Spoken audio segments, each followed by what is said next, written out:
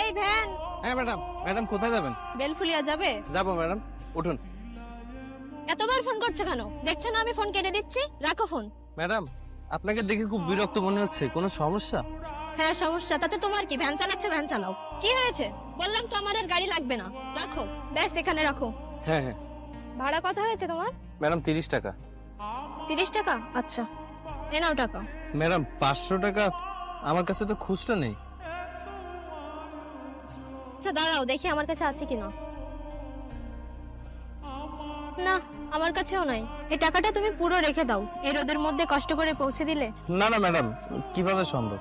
আমার ভাড়া মাত্র 30 টাকা, আমি 500 টাকা কিভাবে নিব? আমার পারিশ্রমিকটুকু দিলেই হবে, আপনি অন্য কোনো একদিন দিন। তোমার জায়গাতে অন্য কেউ হলে সাথে সাথে টাকাটা নিয়ে নিত, কিন্তু তোমাকে এত টাকা অফার করার পরেও তুমি টাকাটা নিলে না। সত্যি তোমাকে দেখে অনেক ভালো লাগলো।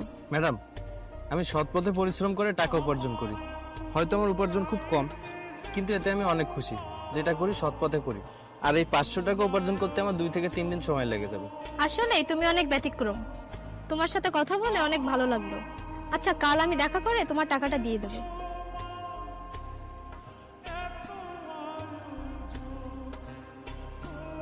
কি ব্যাপার, এটা কার পার্স?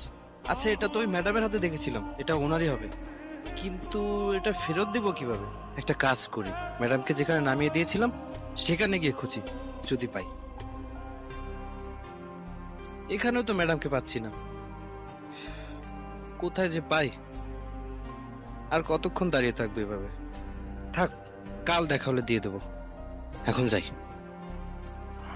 আমার পার্স কোথায় গেল? ওর মধ্যে কত ইম্পর্টেন্ট ডকুমেন্ট ছিল। শিট, পার্সটা কি ভ্যানে রেখে আসলাম? যাই দেখি তো কোথায় চলে গেল ভ্যানটা। আমি কোথায় পাবো ওনাকে?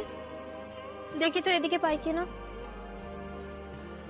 আমি মনে মনে তোমাকেই খুঁজছিলাম। আরে ম্যাডাম, ম্যাডাম মনে মনে আমিও আপনাকে খুঁজছিলাম। এই নাও তোমার 30 টাকা।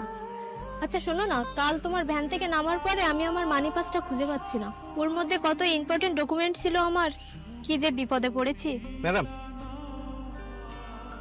কাল আপনি আপনার পার্সটা আমার ভ্যানে রেখে চলে গিয়েছিলেন। Thank you so much. আমি পরে দেখতে পেয়ে আপনাকে খুঁজতে গিয়েছিলাম, কিন্তু কোথাও খুঁজে পাইনি। তুমি যে আমার কি বড় উপকার করলে তুমি নিজেও জানো না। তোমার জায়গায় অন্য কেউ থাকলে পার্সের টাকাগুলো সব নিয়ে নিত, আর পার্সটাই ফেরত দিত না। তুমি যে আমার কত বড় উপকার করলে। তুমি এত ভালো মানুষ বলে আমি আমার পার্সটা ফিরে পেয়েছি। Thank you so much. আচ্ছা তোমার নাম কি? ম্যাডাম আমার নাম দীপ্ত। আরে ম্যাডাম ম্যাডাম কি করছো? আমার নাম রানী। আজ থেকে আমাকে রানী বলেই ডাকবে, তাহলে আমার ভালো লাগবে। এনিওয়ে, তোমার সাথে কথা বলে অনেক ভালো লাগলো। আমরা কি ভালো বন্ধু হতে পারি? হ্যাঁ তা হতে পারি। ফ্রেন্ডস? ফ্রেন্ডস? আচ্ছা কাল কি তুমি ফ্রি আছো? কেন বলুন তো? যেহেতু আমরা গুড ফ্রেন্ড, একসাথে কিছু সময় কাটাতে পারতাম, যদি তোমার কোনো সমস্যা না থাকে তাহলে। না না, কোনো সমস্যা নেই, আর আমি কাল ফ্রি আছি। আচ্ছা তাহলে আমি আসি, কাল দেখা হবে। আচ্ছা ম্যাডাম। রানী,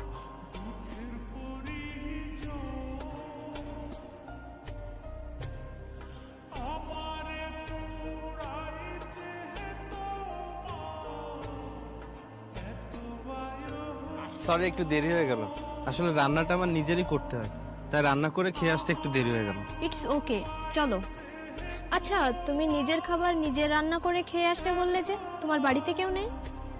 এই পৃথিবীতে আমার নিজের বলতে কেউ নেই, আমি একা।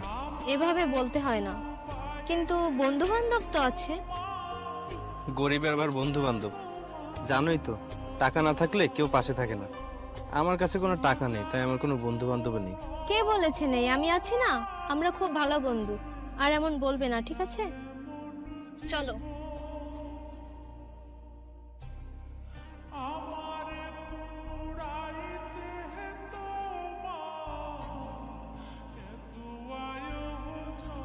রানী, হ্যাঁ এনো। তুমি প্রতিদিনই এটা আমার জন্য আনো, কারণ তুমি জানো চকলেট আমার পছন্দ। আচ্ছা তুমি প্রতিদিনই কি যেন একটা বলবে বলবে বলো, কিন্তু বলো না। কি বলবে বলো তো? আসলে আমি। কি রে, কেমন আছিস? এই তো ভালো, তোর কি অবস্থা? এই তো ভালো। তো কোথায় আসছিস? ও একটু ঘুরছিলাম। শোন, এটা হচ্ছে দীপ্ত। হ্যাঁ চিনি তো ওকে। ওকে তো এখন সবসময় তোর সাথে দেখা যায়। হ্যাঁ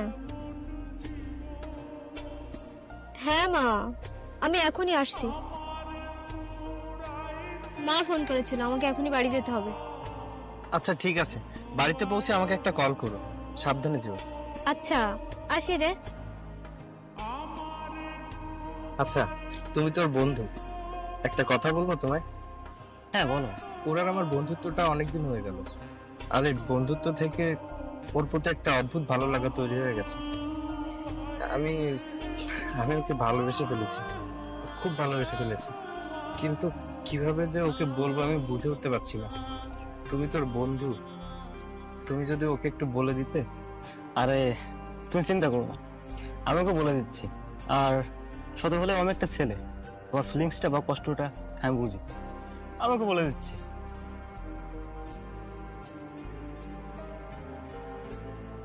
হ্যাঁ বল। একটা কথা ছিল তোর সঙ্গে। এই মাত্রই তো দেখা হলো, তখন সামনাসামনি বলতে পারতিস। হ্যাঁ কিন্তু আচ্ছা শোন, তুই হ্যাঁ বল, কি কথা? দীপ্ত তোকে অনেক ভালোবাসে, সেটা ও তোকে নিজের মুখে বলতে পারছে না। আচ্ছা, তুই ওকে ওখানে দাঁড়াতে বল, আমি আসছি। আচ্ছা আচ্ছা, ও আসছে, তোমাকে এখানে থাকতে বললো। তোমাকে অনেক ধন্যবাদ। আচ্ছা আমি আসি, তুমি থাকো। আচ্ছা ঠিক আছে।